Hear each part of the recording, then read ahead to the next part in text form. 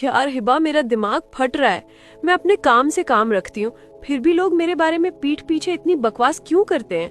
मैंने किसी का क्या बिगाड़ा है? सना, मेरी बात गौर से सुन। जब लोग पीठ पीछे बात करें तो समझ जा तो उनसे बहुत आगे है। मतलब वो मेरी बुराई कर रहे हैं, मेरा नाम खराब कर रहे हैं, और तू कह रही है मैं आगे हूँ? देख पगली, इंसान किसी की बुराई या हसद सिर्फ 3 वजह से करता है। पहली वजह, जब वो तेरे मकाम या लेवल तक नहीं पहुंच पाते। दूसरी, जब उनके पास वो नेमत नहीं होती जो अल्लाह ने तुझे दी है।